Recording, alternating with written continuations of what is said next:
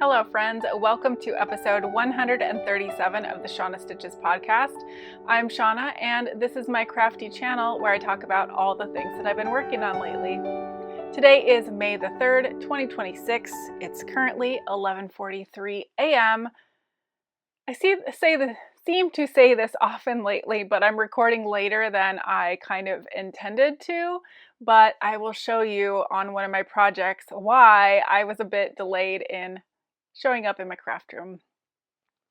Let's see, right down below you can find links to everywhere that you can find me. That includes my email address, a Ko-Fi if you want to donate or support my channel. What else? Ravelry project pages, Instagram, pretty much anywhere that you can find me. Oh yes, my Goodreads as well. I am usually Shauna Stitches everywhere, so if you don't see what you're looking for there, search for that name. If I'm there, that's probably what will show up. If for some reason I don't cover something that you have a question about in this episode, just leave me a message here or send me a DM, an email, whatever. I'm happy to answer your questions. So today is Sunday, and like I said, it's getting to be midday. I just looked at our outdoor temperature thermometer and it is 80 degrees outside. It does not get 80 at the Oregon coast very often. I am actually wearing knitwear at the moment. That might change. This is the V-Back tee by Jamie Hoffman. I knit this back in 2020. I started it July 1st and I finished it July 12th. So a very quick knit. I'm going to stand up just so you can see more of it. This, like I said, it's called the V-Back tee, so you can wear the V in the front or the back. The back side is just like a regular neck, so if I were to reverse this, it would come right up to my collar. One reason I don't wear this a lot, I get this weird bunching right here, no matter which way I wear it. And I don't know if that's a pattern issue, if that's a me issue, a gauge issue. I should have done the yoke deeper issue. I'm not sure. I just think it looks a little funny. It feels like it fits okay. Even though it's bunched, it doesn't feel terrible under my arm. But I do think I could have more room there because it's literally right up against my armpit. This is knit in a discontinued yarn. It is Knit Picks Chroma Twist Fingering in the color Vermont. So I think that is kind of based on the leaves changing kind of color. I actually have two finished objects to show you today, which is a rare event lately. I've not had many finishes, but I finished both of my Gneddy the Gnomes. This is a pattern by Schira, Imagine Landscapes. And this was the mystery gnome for April, I guess. I don't know if she always does one in April. These are my two very first gnomes ever. I really enjoyed the process. I definitely will do another mystery gnome in the future. This one here is all fingering weight scraps from my stash. I just used an undyed white for the beard, nose, and hands. This really bright pink, which is, oh, is it in my notes? I don't think it is. No, because I just put, it's just leftovers. This, I think, is West Yorkshire Spinners. Just their sock yarn. And then the brown is a non-superwash 2-ply by Tuscan Knits, who isn't dying anymore. So I think it's cute. It came out pretty good. There's what the bottom looks like. I did stuff a small, like, snack size bag, but not even the whole thing, just, you know, maybe a inch square of rice in here, just to kind of give it a little bit of weight and help it stand up. In total, this only used 16 grams of yarn, if you can believe that. It seems like a lot of knitting for only 16 grams, but I guess it's because it's stuffed. This one here, you can tell, is bigger. This one is worsted and Aran weight scraps. So the beard and the nose and the little hands, that is all Lion Brand Fisherman's Wool in the oatmeal colorway. The brown, I think, is the same Lion Brand Fisherman's Wool in the brown heather, but it could also be a Cascade 220. It's just leftovers from stash, so I'm not exactly sure. The purpley blue is, I'm blanking, Lion Brand Woolies. I don't know the colorway name. So the bottom looks the same. They are literally the same stitch count. The only difference is the yarn weight and the needle size. So this one I knit on 2.75 and 2.5 millimeter needles, and this one was on 3.5 and 3.25 millimeter needles. I still did the same thing. I stuffed a little bit of rice in this one to help it stand. So I don't think I need 2 bear gnomes in my life, although I would have kept them both, that's fine. But I found out that someone that I know collects gnomes, and I think I'm going to be gifting this one to them.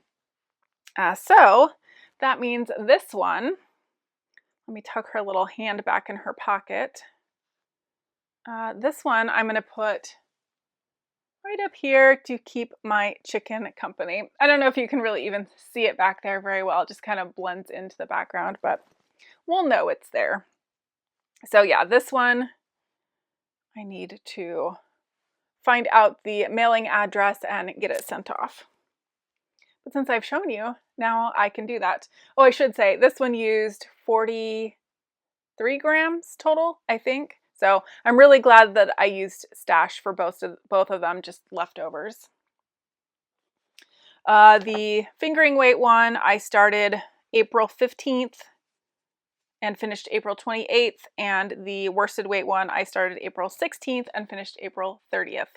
It was definitely a very doable thing to do too at the same time.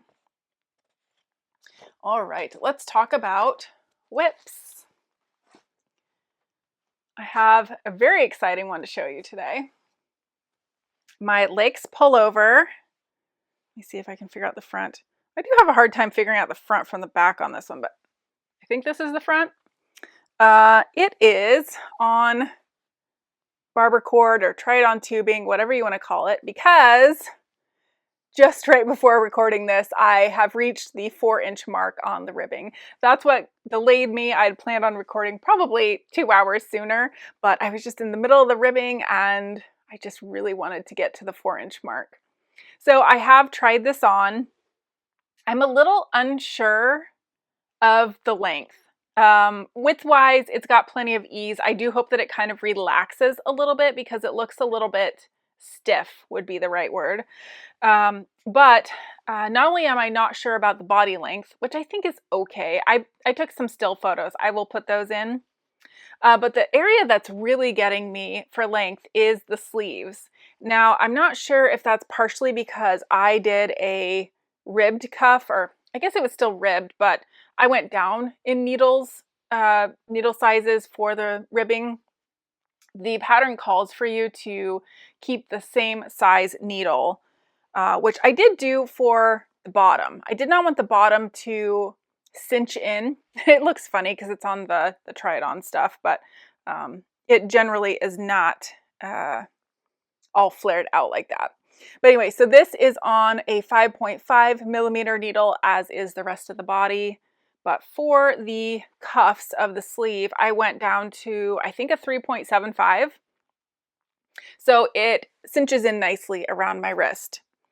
I did use the tubular bind off. It is nice and stretchy, so I can push this up my arm. It stays. It's got more than enough give, so I really like that. But every time I try this on, the cuffs, like, they don't look short. They're coming to about here, which is, you know, my wrist bone. But for some reason, they just feel not quite right. And I don't know about you, but for me, when I have a hand knit sweater, as I, spend time wearing it and bend my arms, the length seems to get shorter.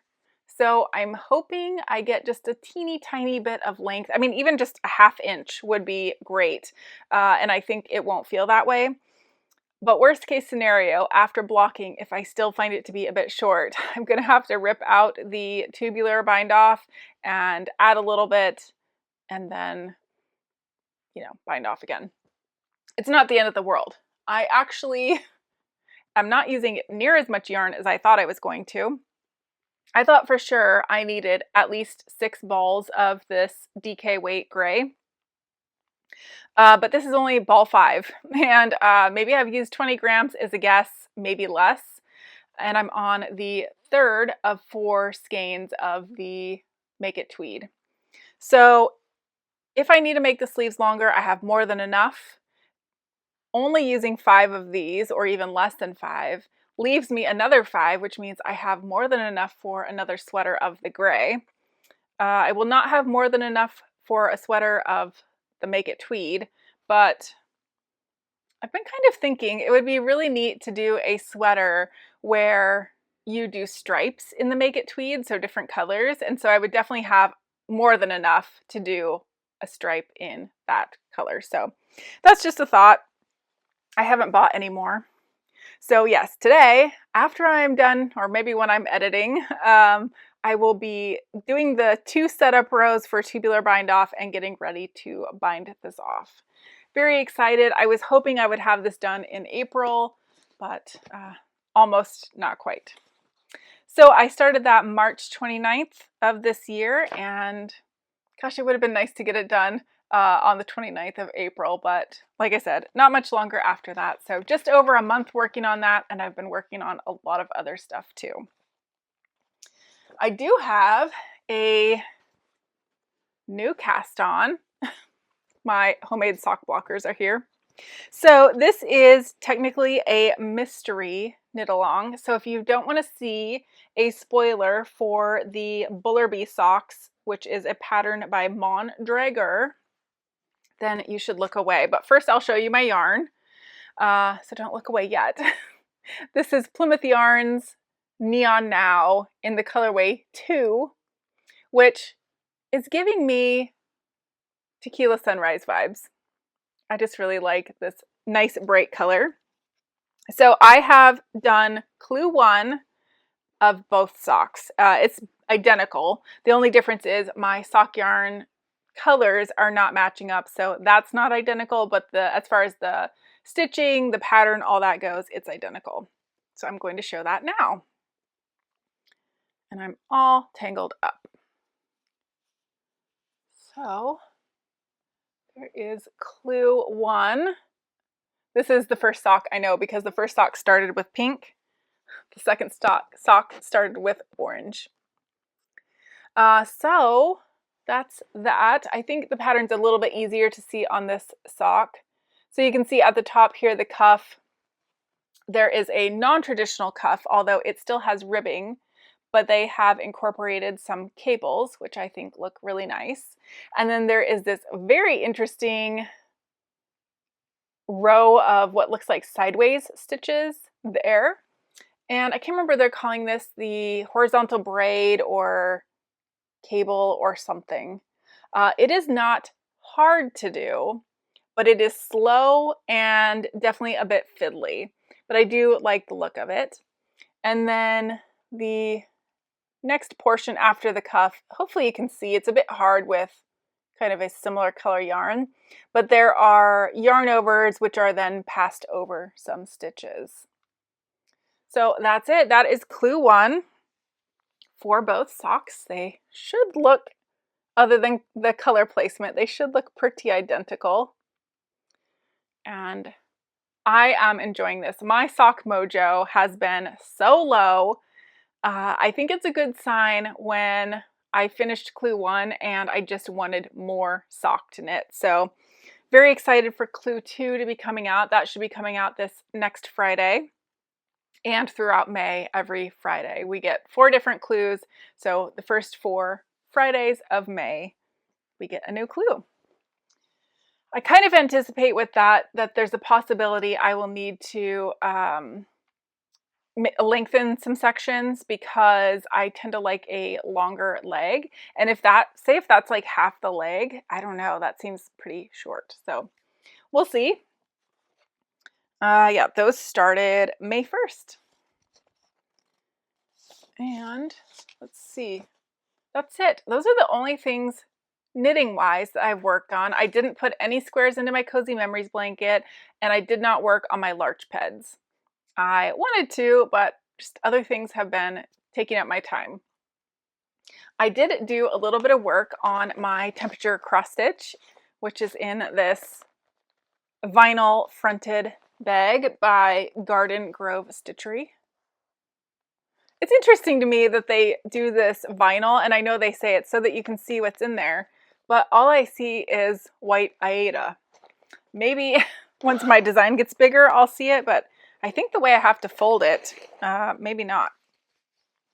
I forgot to mention when I showed you this last week, I used my sewing machine to do a zigzag stitch all around the outside so that it wouldn't fray. When I was a baby cross stitcher when I was young, I used to use masking tape to go around the edge, and it works, but I think it's probably not good long term because I know some of that adhesive can alter the color of your fabric.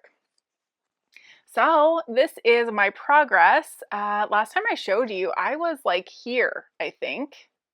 Right about there. It's around the 16th or 17th of January. So I finished January with that orangey flower being the last one. And I started February down here. I've got a little mushroom, a snail, and one flower. So I think I am on the, well, we'll be starting the 4th. I wish that these colors showed up better. I'm surprised, confused why colors would not be showing up well on white, but I can't figure out why. I think if you get close you can see the colors, and so I'm hoping that as the fabric fills and there's more color and more variation in color, it will stand out more. There is no back stitching in this pattern at all, so unfortunately I just feel kind of like it's getting lost. I do have my little needle minder there with my needle on it. And yeah, I'm really enjoying this. I thought for sure I would have my next cross stitch started talking to you this week. But a couple things changed my plans a little bit. One, I ordered the Aida. I don't know how you say that. A-I-D-A. Aida. I ordered 16 count, and I did get the kind with the grid marked in it. Supposedly when you soak this in warm water, that grid goes away, but this one is going to be full coverage anyway, so it shouldn't matter. I just got this off of Amazon. It was pretty reasonably priced. There was actually a different one that I wanted, but I think the shipping for it to get here was like a month away. I was like, I don't want to wait a month. So anyway, I have my fabric, and I thought, kind of like with this one, that I could just go through my stash and find the colors that I needed and supplement, just order the ones that I didn't find that I still needed, and then I guess reorder as I was going. But as I looked at the requirements, I found out that it's calling for multiple skeins of most of the colors. So I just went ahead and ordered all of my floss from 123stitch.com. Not sponsored, but if they wanted to, that would be great. But they do pretty quick shipping, and I don't know how many skeins I ordered, but I ordered like $40 worth of floss. So I'm still waiting for that, which is why I haven't started, but I am super excited to get this one going. If you didn't watch the last episode, I put up pictures of 3 complete coverage patterns that I purchased from Tam Stitch Designs over on Etsy. One was like an abstract flower scene with like a pretty kind of sunset sky. The other one was more of a geometric flower design, kind of bright colors. And the last one was a whimsical village. That's actually the name. I couldn't remember the names of the other ones. But overwhelmingly here on YouTube and over on Instagram, when I asked which one I should start first, you guys all said the Whimsical Village. So that's the one that I have ordered the floss for, and like I said, I'm just super excited to get started on that. I did get these are very hard to see. I've not taken these out of the package yet. I don't know if I can take these out of the package. They're all taped up. I have no scissors. So these are the floss plates that I had mentioned. And these are what I'm going to be transferring my floss from the little bobbins onto these. I just think this is going to be, I hope this is going to be an easier way to store them, because you go ahead and pre-cut the floss and then you tie them on here. So there's what one of them looks like. And it just has these holes, and I have this handy dandy little pack of DMC numbers so that I can put the numbers on there. But I'm a little torn if I want to use these, or this is also going to be super hard to see. Yeah. Ugh. Why does everything have to be so hard to open? Well, anyway, these are just smaller labels. I wish you could see the size of the label. Yeah, I think you can make that out. So if you can compare this size to that size, these are much larger. I'm a little worried maybe they're too big, but I think they are more accurate to go on this.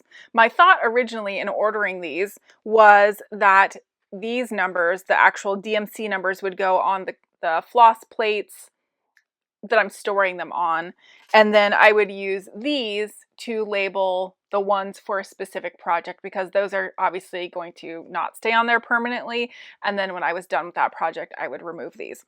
That's my thought process. I'm not sure. I haven't started putting any of those on here yet. I know it's going to be more time consuming than I'm anticipating, but it is quite nice to have these because now I know exactly all the colors, and if I am hoping to get to a point of having all the colors again, this will tell me what colors I'm missing, and then I can just leave a blank spot. Wow. So that is my cross stitch news. Still feeling very excited about that. I am enjoying the temperature cross stitch. The one thing that's annoying about it is having to change the color so frequently, but that's also the fun of it. So I guess you're damned if you do, damned if you don't. All right, what else? Oh, real quickly, let me just remind you about the Hive and Holler discount code that they have given us. If you are looking for some lotion bars to keep your hands nice and soft without being too greasy, I do like these Hive and Holler bars. They are currently giving us a promotion. If you use the code PURL15, PURL 15, in your cart, you add 3 bars in there, you'll get them for $15 instead of, I think they'd normally be $18. So it saves you a little bit of money. The one that I use at work, I meant to take a picture and I didn't, but the one from work is the one I use the most. It had gotten so thin, I was using it the other day, rubbing it over the back of my hand, and it cracked into about 3 pieces. Still totally usable, but that definitely prompted me to make another order. So I've just ordered some. They should be getting here probably this next coming week. I went a little crazy. I ordered plenty, probably enough to get me through the rest of the year, if I'm being honest. Let's see. All right, well that is, I think, let me just make sure I'm not missing anything. Yes, that is that really everything? I think that's it. So let's talk about books really quick because I'm still reading and listening to the same things. I'm still reading The Secret of Secrets by Dan Brown. That is the 6th book in the Robert Langdon series. I am enjoying it. I actually did quite a bit of reading yesterday, more than I've done in quite a while. So I'm now over 50% in that book, just by a percentage or two. It's a longer book, over 600 pages, but oops, sorry, didn't mean to kick that. Yeah, there's no reason it's taking me so long other than I just am not really reading a lot right now. The other book I'm listening to is The Nightingale by Kristen Hanna. And I think I'm 64, 68, something like that percent. I've said it before, I'll say it again. The parallels between this book and the Book of Lost Names are so crazy. They are just so many similarities. They could almost be written by the same author, or like a side story as a continuation from one. It's very interesting. Now that I'm done reading the Book of Lost Names, it's a little bit less confusing, but I just still can't believe how many similarities there are. All right, that is books. Let's talk about life stuff. So nothing too, well, I do have something kind of crazy. Nothing too earth-shattering, I guess. But let's see, this Friday, I was driving about 45 minutes away to my yearly women's appointment, that, you know, the one that we all dread. And I was probably biting my fingernails because that's a terrible habit that I have. And I felt like I got something stuck between my tooth. And I'm just, you know, kind of like feeling around and trying to figure out, like, why does my tooth not feel right? You guys, my tooth broke. I've never had a broken tooth. I've almost never had a cavity. I've had like one or two in my life, and they were just such small little surface cavities that they were filled and just nothing. But yeah, this tooth right here, that one, can you see how it like goes at an angle? Well, the worst part of it is on the inside of my tooth, which I won't open my mouth and make it all big and make you look in my mouth. But the back side, like the top half of my tooth, is missing. I didn't feel it come off. I didn't have pain. I didn't hear it come off. It's the weirdest thing. So I show up to my regular doctor, and I'm in the parking lot. I'm a little bit early, so I go ahead and call my dentist. Again, it's Friday. Well, their office is closed Fridays, and so it had the option to leave an emergency message. So I did, and just explained, like, hey, I'm literally walking into a doctor's appointment. So if you call right now, I probably can't answer, but this is what's going on. So that was around 1:30 p.m. At around 8:30 p.m., I get a call from my dentist, and he goes, oh, I'm sorry, I just now am hearing this. I didn't hear it before. And he put my mind a little bit at ease based on, I sent him some photos and explained what had happened and what was going on. And he said the way that I'm explaining it makes him think that when this happens for people, it's almost never painful, which so far it hasn't been. The one thing that is driving me crazy is that my tongue constantly presses up against the rough portion, and it's driving me nuts. I don't like it. So they're going to try and get me in next week. I don't know. This place is always so busy and backlogged, but I never have emergencies. So I don't know. Maybe they can get me in, I hope, because seriously, my tongue hitting it all the time, I'm going to lose my mind if I have to do it for very long. But he said that they thought that they could probably just fill it in. He said some people even opt just to have it like smoothed down, but no, I'm not doing that. I want my tooth repaired. I want tooth there again. And he also said that it's probably was cracked for a long time and it was just eventually going to happen. But my question for that is, I get regular x-rays. I think they do x-rays. I do cleanings twice a year, and I think the x-rays are one time a year. So wouldn't they have seen a crack on an x-ray? I don't know. I don't chew ice, but also that tooth is not really where you would chew ice. Like maybe that's where you would bite something hard off. I don't really eat a lot of hard food, so I don't know. It's just really weird, and I don't like it. So the sooner that gets fixed, the better.